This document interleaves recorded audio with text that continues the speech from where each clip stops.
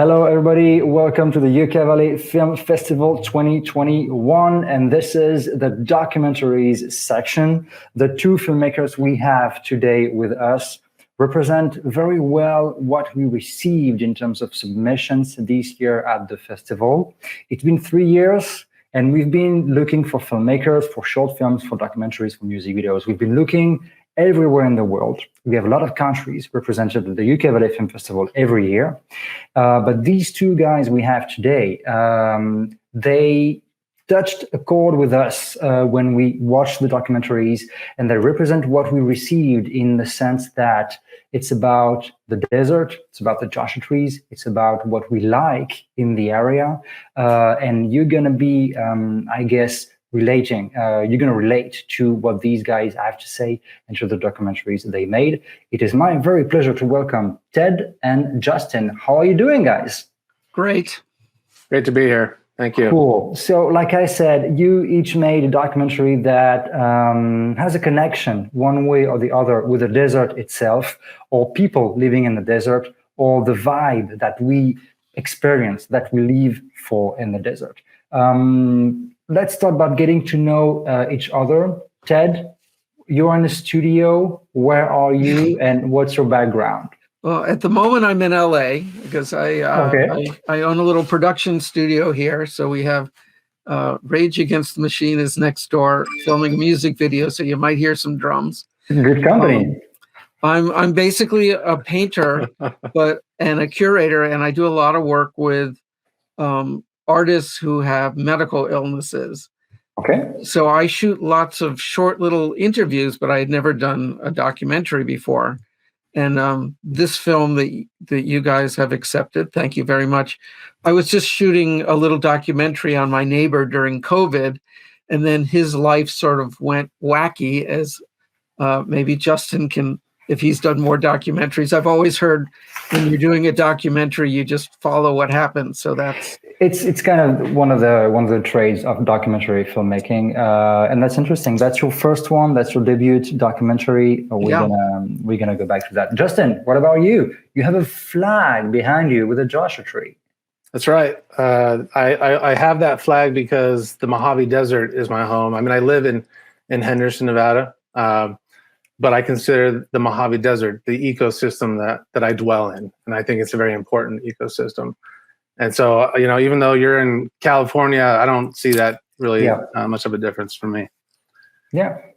What got you guys into documentary filmmaking? Ted, do you want to start with that? Well, you said I had been doing a lot of short interviews with patient artists about how illness affects their of how it affects their art and their narrative in their art. So when COVID hit, I was out in the desert, and I just thought, well, I'm going to do a little documentary on my neighbor, because he's a folk artist. He's unusual, I will say that. So what started out that was going to be a little 5-minute documentary, because of his situation changing during COVID, landed up being this film. Okay, so the subject matter itself and the main character himself led to become a bigger project than what it was. Have you made? So you're making music. Have you made movies before, or because this is your first documentary? But did you make movies before? No, I've only done little short interviews, and the music going on next door. I just have a production space that people use. I'm completely unmusical. Okay, cool. Justin, have you made documentaries before, or music videos, or film? So I made a documentary in 2018, and it's called Great Basin Water Protectors, and it's about a group of Native American people in the Great Basin area that ran from Great Basin National Park all the way down to Lake Mead to sort of raise awareness and to pray to protect the water in Eastern Nevada. They wanted to build a big water pipeline and suck water down into Las Vegas, kind of like Owens Valley in California, if you're familiar with that.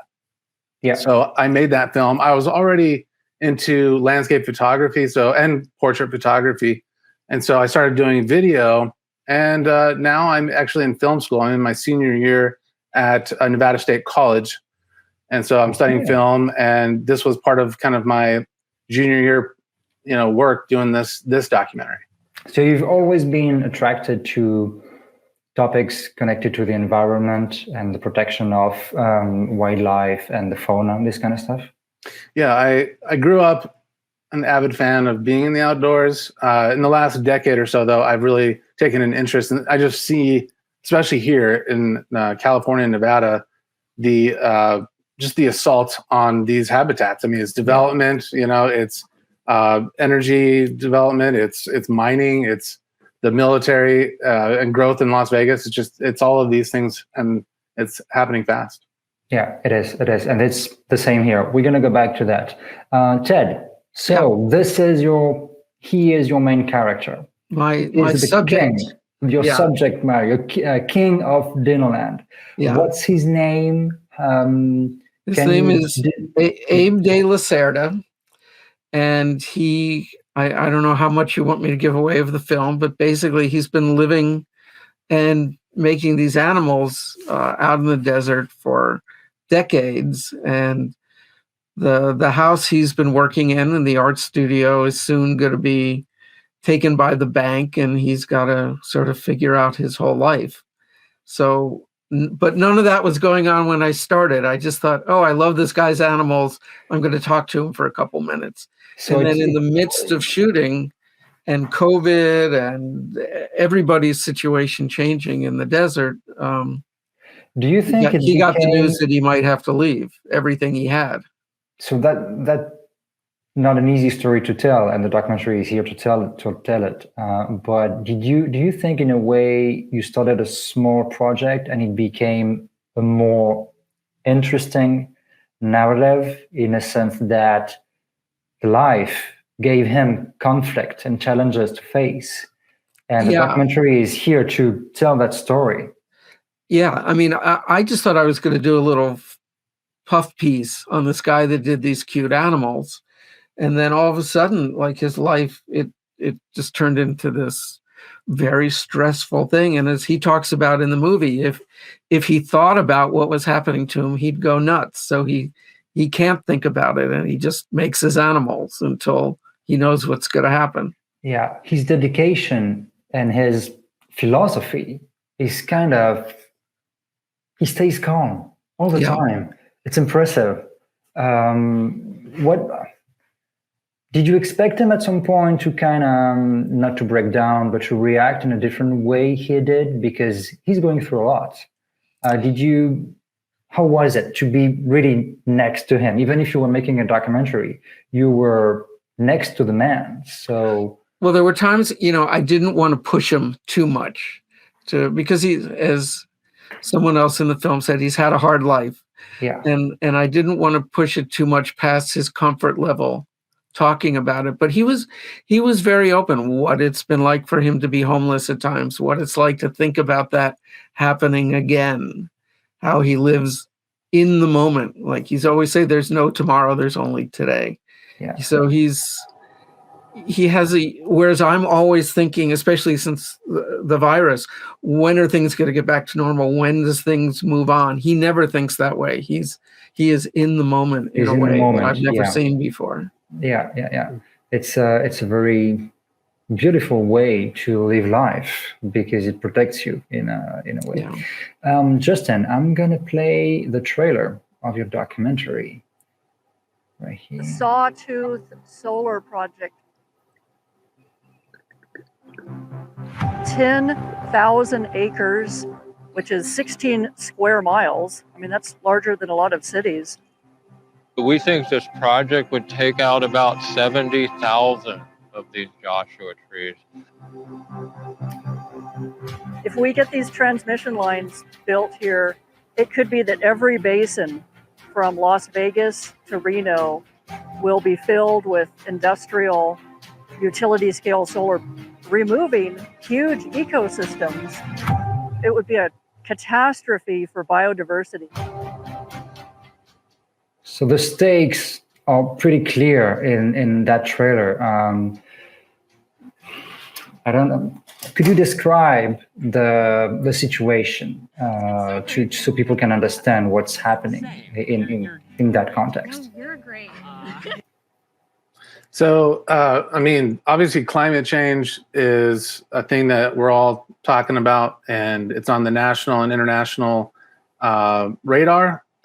So, they want to replace, at least the what they're saying is that they want to replace fossil fuel, carbon energy with renewable energy. So, the problem is that the target is now the Mojave Desert and other deserts, because I think a lot of people that don't live here don't realize that it's actually a living, thriving ecosystem. It is. And it actually pulls carbon out of the atmosphere because that's called carbon sequestration. It's the carbon cycle. The plants, photosynthesis, they take the carbon out of the atmosphere and they replace it with oxygen.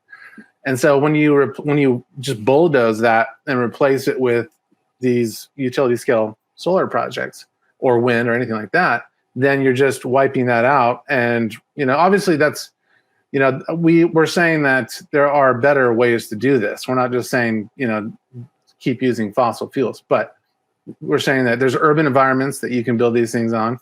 It's a whole dichotomy of what you're describing in the documentary.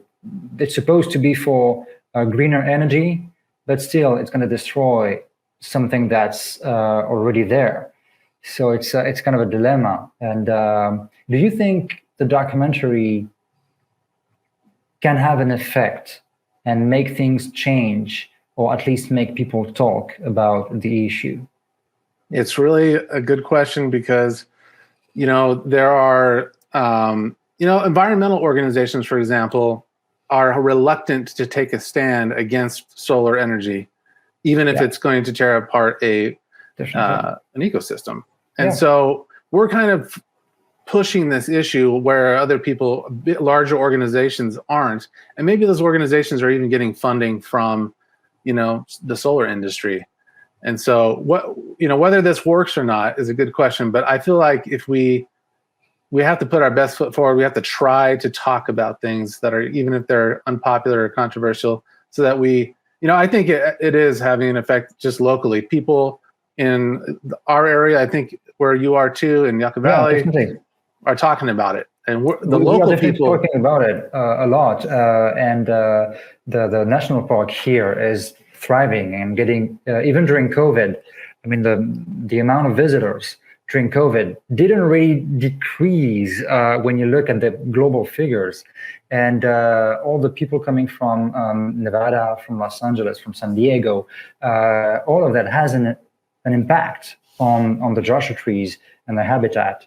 And also the lack of rain. The Joshua trees we have in the backyard and in the front yard, they became gray in the past 2 years. There used to be flashing green, and now they are kind of fading green because they lack water, and everything is changing. So it's how do you, as a filmmaker, when you started to make the documentary, did you want to screen the documentaries in specific places?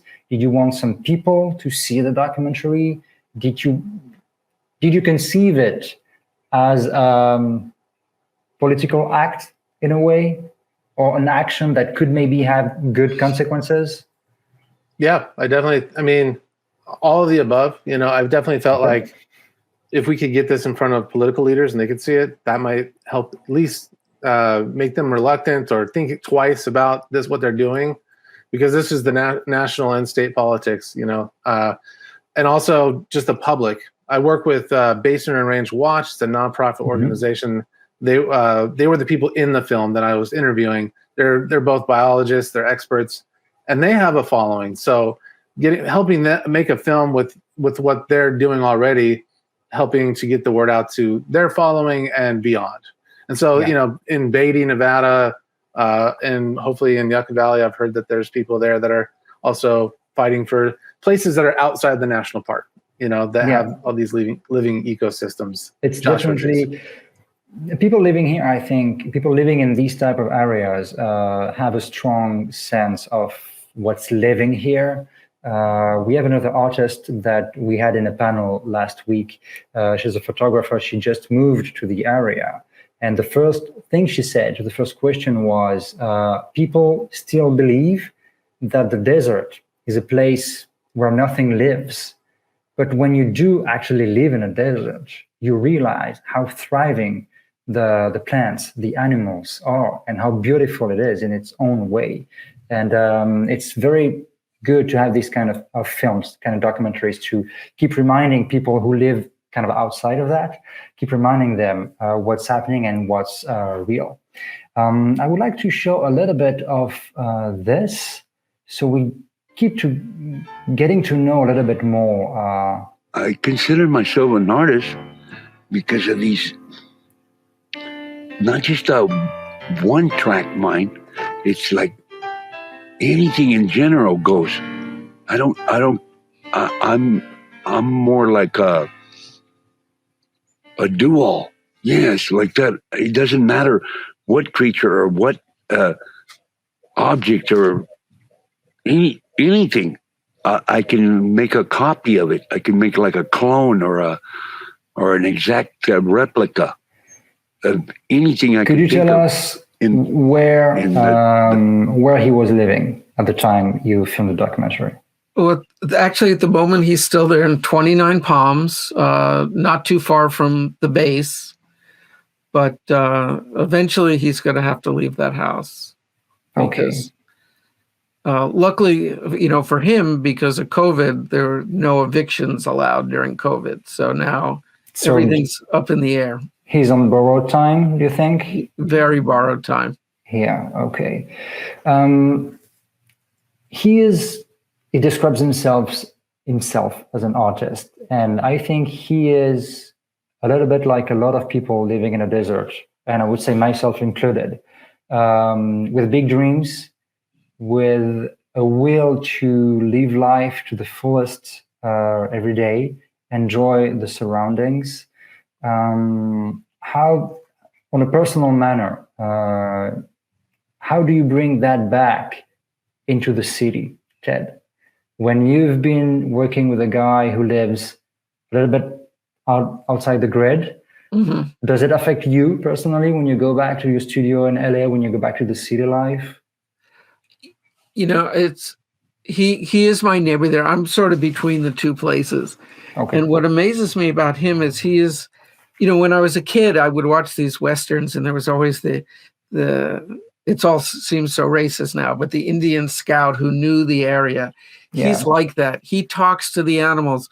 A roadrunner comes by and he goes, beep, beep, beep, and the roadrunner comes up to him.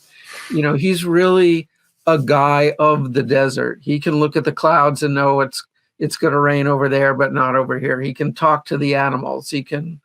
He walks in our garden and goes, that plant, that needs some water. That one's fine. You gave that one too much. He knows every local plant. So he's a great introduction to the desert and how to live out there.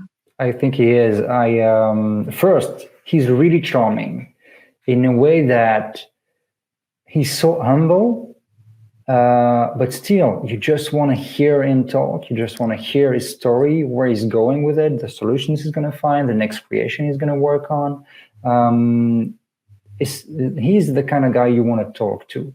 Do you think you would go back and film another piece with him at some point to show his next step and how he's going to get out of his problems? Yeah, once we know what direction this is all going to go, I'm picking up the camera again and following him through the end. So you might get a longer submission next year. A follow-up. We'd love that. We have people this year coming back to the YVFF Film Festival, people who came in 2019, and I think we even have one who came in 2020. So it's very nice for us to make the festival happen in person or digitally, and to have people coming back with the continuation of the story or with a new movie. Both are equally fine. We love that. So please do. Justin, kind of some question for you. Do you think there will be a window for a follow-up of this documentary, and what's going to happen in the near future? Yeah. So this is actually a series that we're doing, and yeah. So this was actually the third in the series, and I'd like to make it into a feature length as well. Okay. There's so much happening. I mean, you're talking about 9 million acres that are It's huge. opened up in Nevada alone. California has a lot more restrictions on it, but so there's many projects to talk about. And then I also want to bring a little bit more human element into it. I'm going to, do some different angles, so different stories, not just going out to the project. This one that we made this time was about a project specifically by Death Valley. And that's cool. We went out there and we saw the area that's affected. But, I want to bring it into people who are living in these places as well. So it's a series. Does it go on YouTube? Does it go on TV? Where do you air? Where do you stream it? So we wanted to make it accessible. And so we put it on YouTube. Okay, yeah. Good to know. So if you want to see more about Desert Apocalypse, you can go on YouTube, type Justin's name. I think something is gonna pop up. What would you say to the viewers, to the Yucca Valley people, and Joshua Tree and 29 Palms and the Morongo Basin? What would you say so they can go and watch your documentary? So desertapocalypse.com is where we have these hosted. We have them embedded from YouTube there. And basinandrangewatch.org that's the organization that we work with. They too have it there. So definitely come check it out. Okay. Ted, how would you, in a few words, describe King of Dinoland and invite people to watch it? I would love for people to watch it. I've been actually waiting until after this festival to put it up on YouTube. So after we run our course here, they can find it if they type in King of Dinoland on YouTube. Okay, excellent. Anything else you would like to add to the discussion before we wrap this up? I'm just curious to see Justin's. I just have a question for Justin. Were any people displaced in these 10,000 square miles or whatever it is, and were you able to talk to them? So for the most part, this is on public land, and that makes it cheap. So the utility companies and these companies that build solar fields can do this for super cheap because the federal government just gives it to them. That's why they want to do it there. But that's also where the most pristine landscapes in our country are. So it's, they don't want to build it in the city. They don't want to build it in private property because that would cost them money. That's what it comes out to. So I don't think it's displaced people, but it definitely, it's. I think the extinction crisis, which is real, they're calling it the sixth mass extinction. It's also an existential threat to humanity. We have endangered species like the desert tortoise, and all of this wiping out vast areas of ecosystems is what we're doing all over the planet, and it's what's going to cause our extinction. So it definitely will displace people at some point. That's my argument, my primary argument. So, yeah. Good. Guys, thank you so much for taking the time to be with me and to share your story with the Yucca Valley Film Festival. We are very proud to screen documentaries like yours who have definitely something to say, who have people's story to share. It's exactly why we created the festival, and we are very happy to have you. Thank you so much. Have a good time. Thank you. Thank you.